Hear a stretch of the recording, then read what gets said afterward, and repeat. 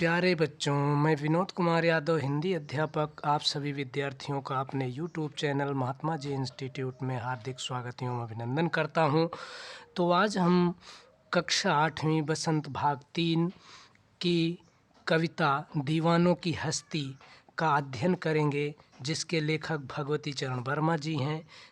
दीवानों की हस्ती, हस्ती का मतलब समझते हैं आप? अस्तित्व।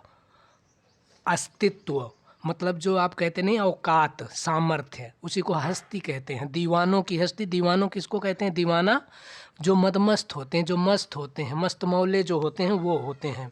कि मतलब हम दीवानों की क्या हस्ती, आज यहाँ कल वहाँ चले, मस्ती का आलम साथ चला, हम धूल उड़ाते जहाँ चले।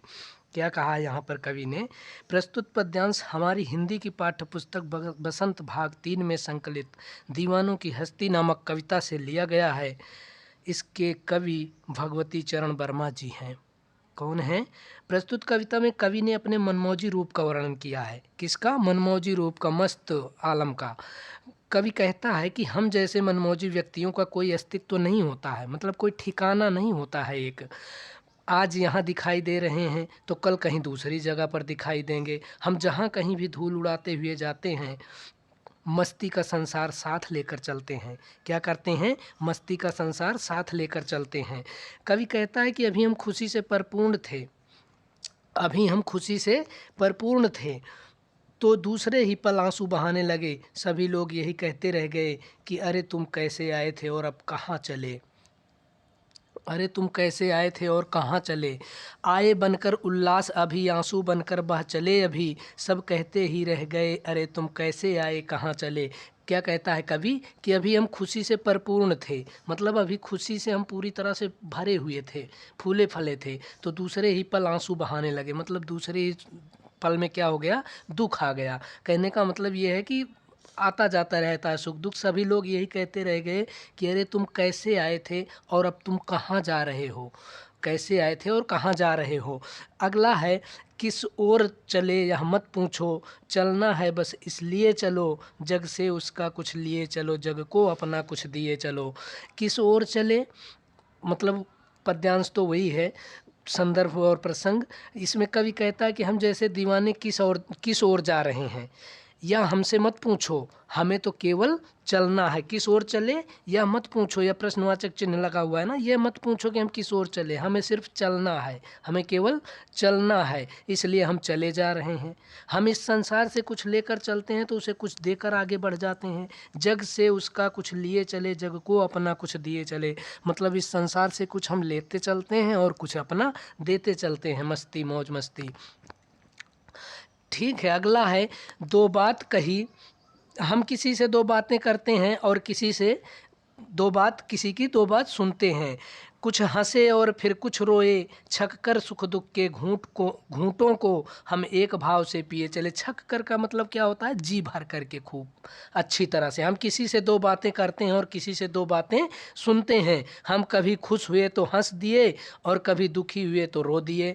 हमने सुख दुख को समान रूप से ग्रहण किया है, हमने सुख दुख को समान रूप से ग्रहण किया है।